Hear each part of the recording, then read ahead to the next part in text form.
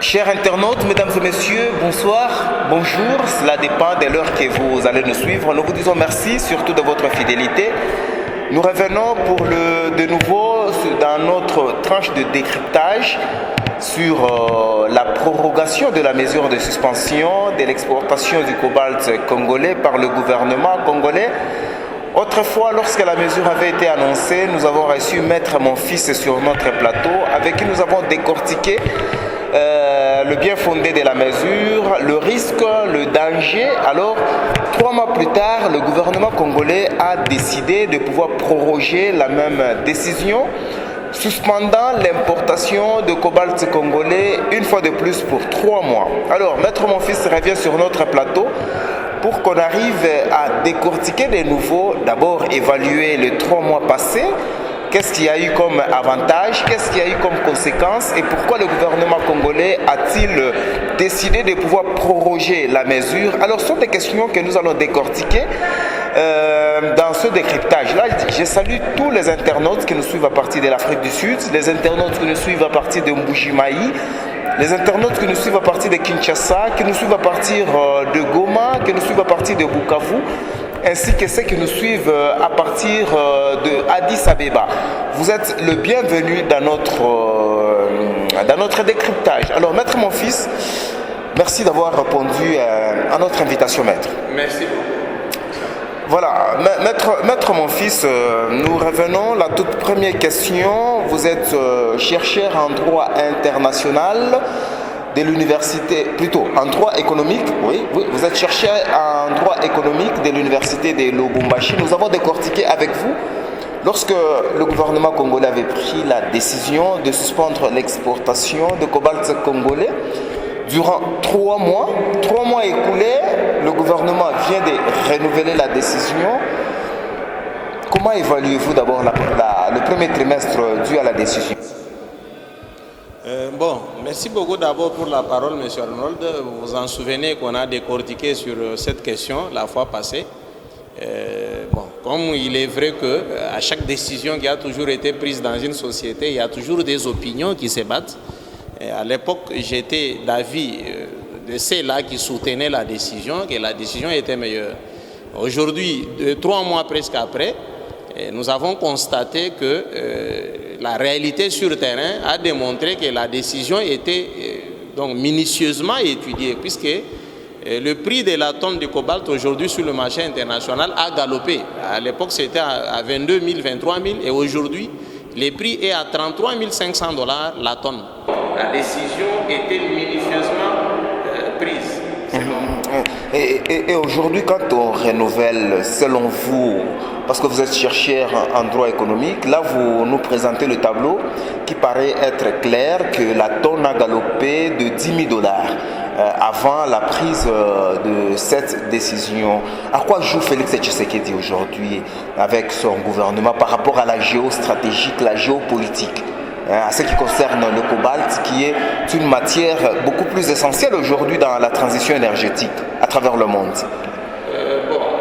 D'après moi, M. Félix Tshisekedi, le président de la République, la RDC et son gouvernement, j'ai pensé qu'ils ont voulu certainement montrer que la RDC c'est un grand pays dans le monde qui se fait maintenant ambitieux, avec des grandes ambitions, pour montrer qu'on ne peut pas prendre des décisions sans pour autant comprendre ce que veut la RDC. Puisque, vous le savez bien, c'est des grandes structures internationales qui ont classé la RDC comme le premier producteur mondial de cobalt, et avec le Lualaba comme le capital mondial de ces minéraux stratégiques. Et souvenez-vous bien, lors de sa prise de fonction comme chef de l'État, en 2019, qu'il a vraiment nommé cette structure, la RESCOM, qui est l'autorité de régulation et de contrôle des minéraux stratégiques. C'est au travers de cette structure que nous avons eu des têtes pensantes qui sont en train de pouvoir étudier minutieusement pour voir ce qui peut être mieux fait pour notre République. Et ce ne sont que des bons messieurs que je peux féliciter en passant. La décision avait été prise alors qu'il y avait des tractations, l'on parlait encore d'une manière aléatoire. le contrat sécurité contre minerai avec les États-Unis. C'est alors que cette décision avait été prise. Aujourd'hui, l'on amplifie davantage la décision. Est-ce que Tshisekedi et son régime voudraient démontrer aux États-Unis que la RDC est bel et bien la détentrice de minerais stratégiques qui n'est rien d'autre que le cobalt? Bon, j'ose croire que les États-Unis, comme étant une grande puissance mondiale en termes même d'économie et toutes les puissances, ils ne sont pas ignorants que la RDC, c'est un grand pays qui regorge beaucoup de minéraux ici, spécialement dans le Grand Katanga et aussi à l'Est, comme ils se battent tous les jours ici.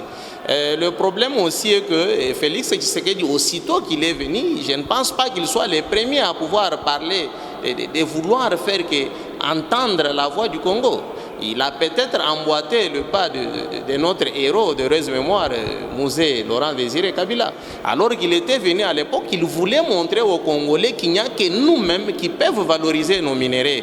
Vous vous souvenez à l'époque quand il a fait son tour jusque dans le Grand Kasaï ou à l'époque avec la MIBA, il voulait chaque fois pour montrer aux Congolais que ce n'est que nous-mêmes qui peuvent valoriser nos minéraux. Je ne pense pas que personne d'autre peut venir le faire.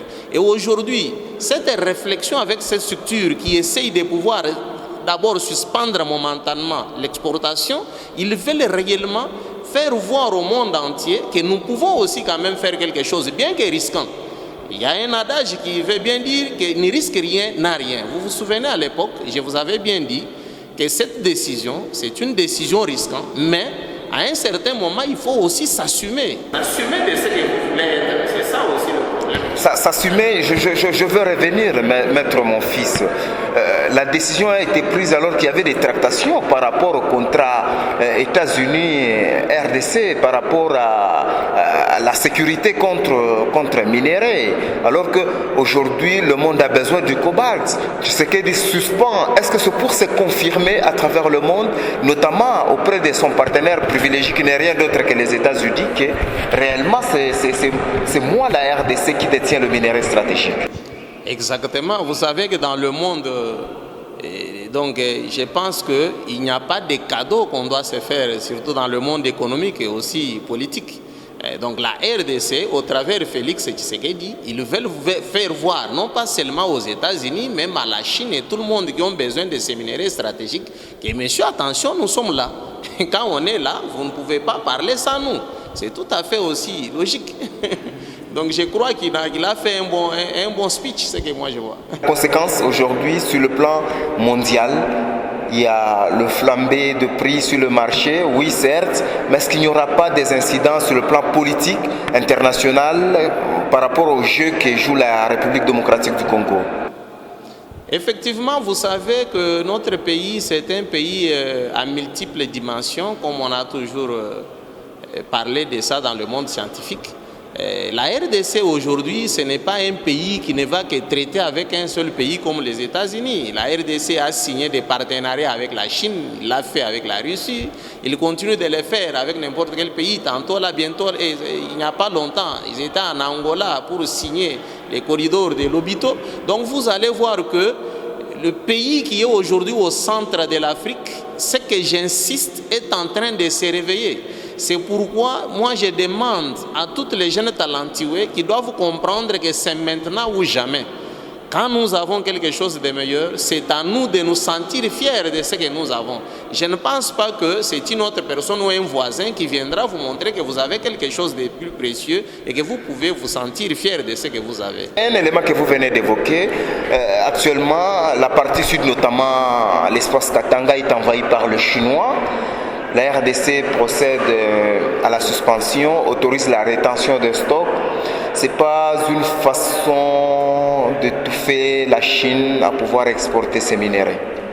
Bon, je ne le pense pas, puisque j'ai appris qu'il n'y a pas 2 semaines que le gouvernement chinois, vu qu'il y a maintenant des tractations, des compétitions entre la Chine, les États-Unis et l'Europe, il veut certainement que le matière premier qui vient de l'Afrique puisse entrer en Chine sans pour autant, donc tout en étant exonéré des taxes et des douanes. Donc vous allez comprendre que l'Afrique, et en particulier la RDC, doit normalement montrer qu'il est le moteur même de l'Afrique. moi je pense qu'en prenant une telle décision, il va aussi se faire même grand dans notre continent, pour que ceux qui ont aussi des matières premières ou qui sont des producteurs de tel article ou tel article puissent comprendre qu'ils doivent à un certain moment comprendre qu'ils peuvent s'imposer pour montrer combien ils ont dans leur gibecière. Pas des incidents beaucoup plus négatifs sur la République démocratique du Congo. Lorsque se faire grand, oui, à l'état actuel, c'est un géant qui est à genoux, mais lorsqu'on veut se relever brusquement, est-ce qu'il n'y aura pas des incidents directement sur le géant qui veut se relever? Il n'y a pas de conséquences négatives comme vous le pensez. C'est le problème de la souveraineté aussi qui se joue. Puisqu'à un certain moment, nous avons parlé de la souveraineté politique, mais attention, jusque-là, la souveraineté économique n'était pas encore sur la table. Et aujourd'hui, avec de telles décisions qui sont en train d'être prises, vous allez comprendre que l'Afrique, en particulier la RDC, est en train de pouvoir reprendre sa souveraineté économique.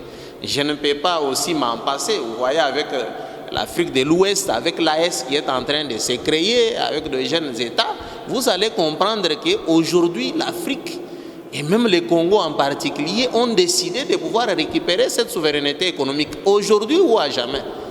Donc je ne pense pas qu'on puisse vraiment avoir peur, puisque même nos pères de l'indépendance politique, les Lumumba et les autres, ils ont pu s'assumer, bien qu'advienne que pourra, mais aujourd'hui on parle d'indépendance politique. Mais je crois que l'indépendance économique doit aussi avoir des leaders africains capables pour pouvoir s'assurer. Et donc Tshisekedi fait partie de ceux qui veulent arracher l'indépendance économique en Afrique?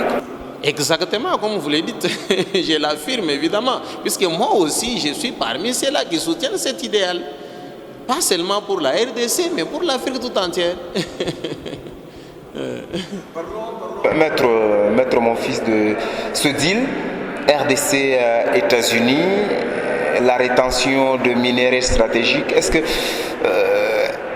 ne voyez-vous pas que par rapport aux prorogations, en prorogation, ça c'est la deuxième prorogation, par rapport à la suspension, ne voyez-vous pas qu'il pourrait y avoir la troisième prorogation?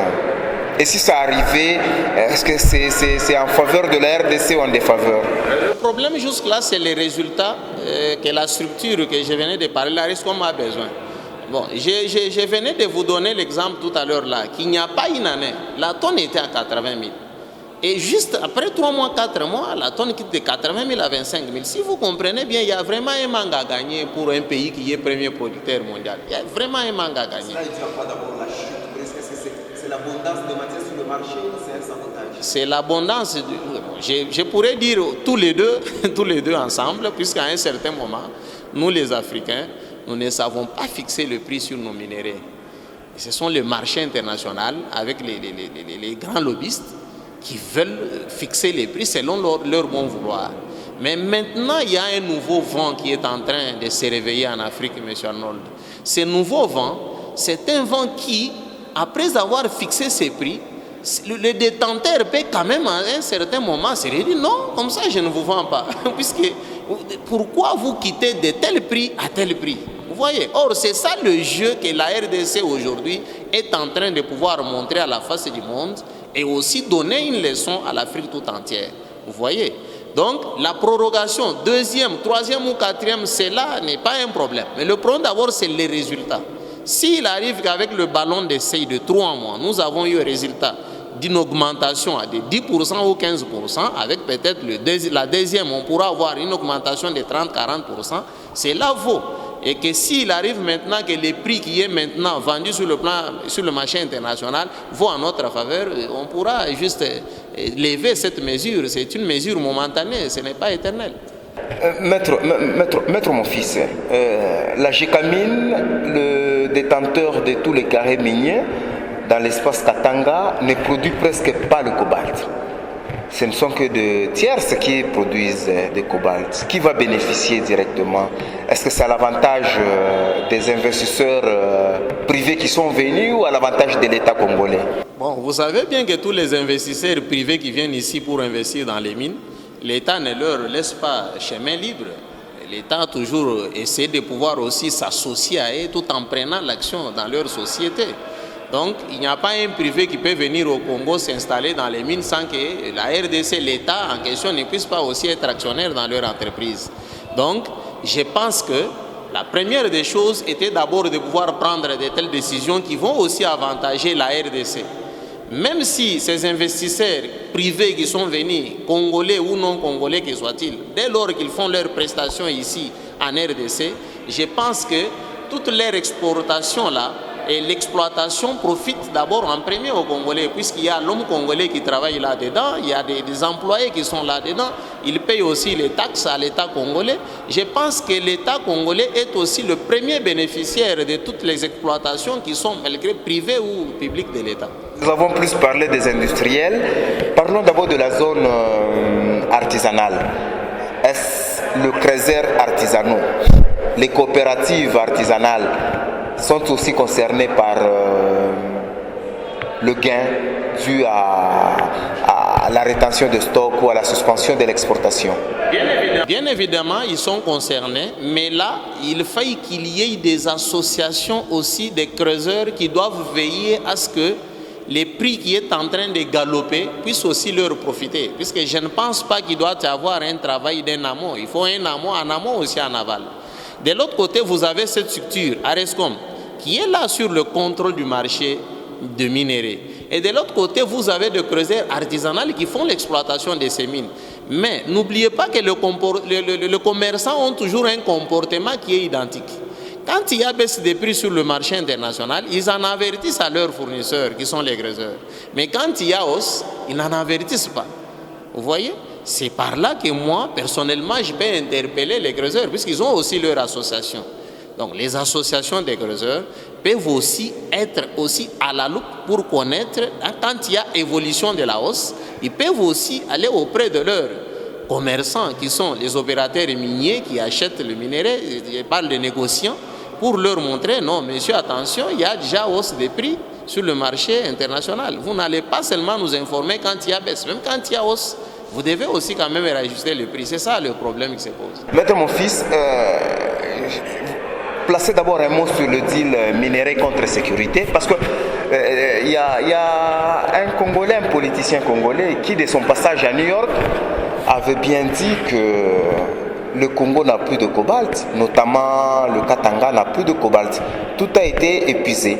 Est-ce que cette stratégie de rétention, c'est une façon d'avoir des réserves afin de prouver, ou quand il y aura peut-être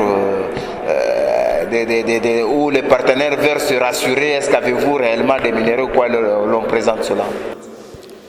Bon, j'aimerais bien parler d'abord surtout sur l'aspect scientifique et non pas m'atteler sur un aspect politique d'un discours politicien non plus, puisque vous savez qu'il y a des grandes structures internationales connues qui jusque-là placent la RDC comme étant le premier producteur mondial de cobalt.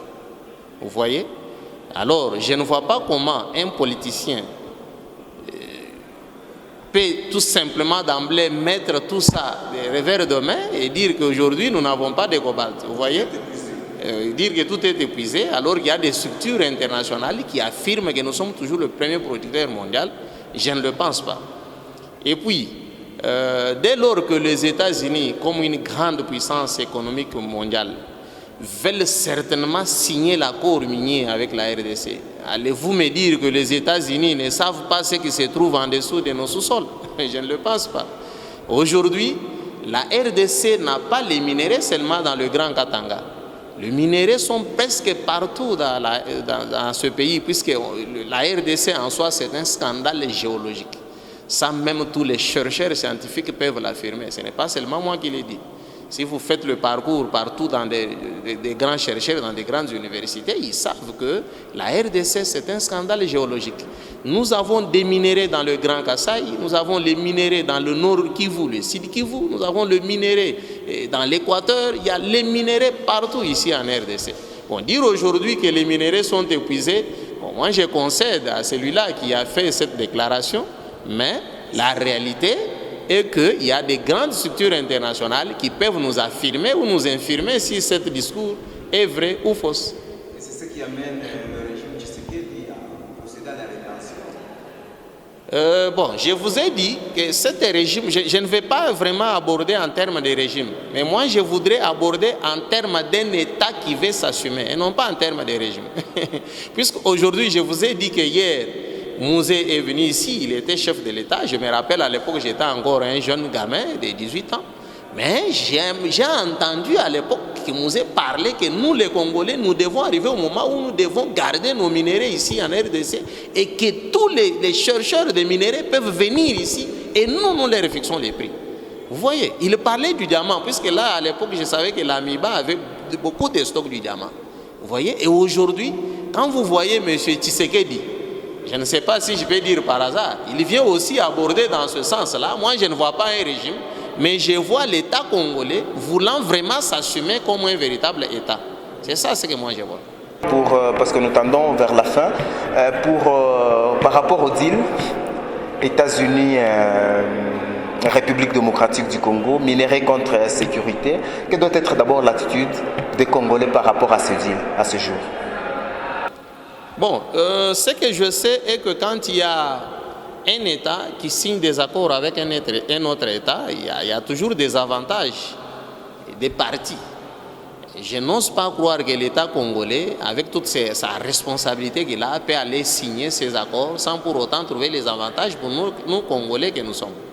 Donc, en voulant d'abord parler comme un patriote congolais, j'ai fait d'abord confiance à notre État et je crois que lorsque cet accord sera concrétisé, je crois qu'il y aura vraiment des avantages pour les Congolais. Puisque les entreprises américaines, aussitôt qu'ils aillent dans un contrée pour pouvoir implanter leurs activités ou leurs industries, ils ont d'abord besoin de la sécurité.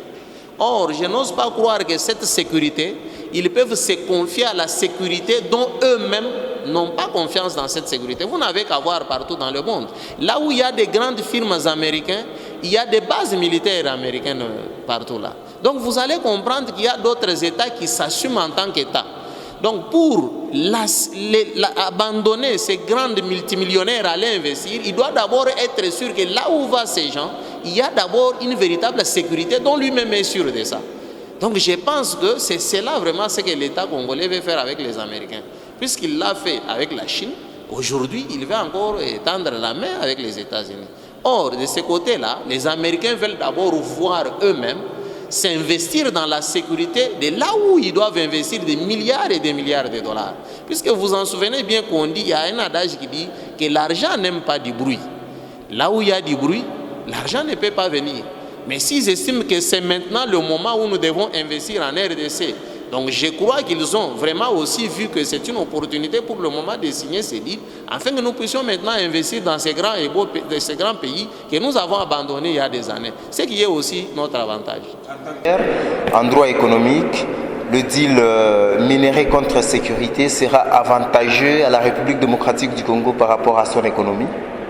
Évidemment, je venais de vous épingler tout à l'heure, puisque quand les gens parlent de la sécurité, ils voient la sécurité en termes minimes. Ils ne puissent pas élargir cette sécurité. Je venais de vous dire tout à l'heure que quand vous allez pour investir dans un contrée, vous devez d'abord être sûr comment les investissements doivent être sécurisés. Or, en signant ces deals-là, c'est-à-dire il y aura des formateurs américains qui peuvent débarquer ici au Congo, vous voyez, pour former nos militaires, pour former notre police, pour former nos services de sécurité.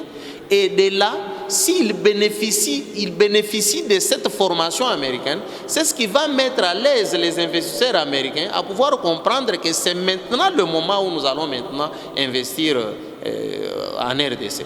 Ils l'ont fait en Afrique du Sud, ils l'ont fait avec l'Angola, mais pourquoi pas le faire avec nous? Alors que nous avons un grand pays qui est au centre de l'Afrique, un pays vraiment géostratégique. Je pense que c'est le moment. Maître mon fils, nous vous disons merci d'avoir accepté ou répondu à notre invitation. Je crois que c'est notre expert maison en matière de droit économique. Merci en tout cas de votre disponibilité, Maître mon fils. Voilà. Là, je dis merci à tous les internautes qui nous ont suivis de partout. Abonnez-vous massivement à notre chaîne YouTube. Abonnez-vous massivement à notre compte TikTok, à notre page Facebook. Alors, je vous retrouve très prochainement dans un autre numéro sur une question aussi très importante et très pertinente.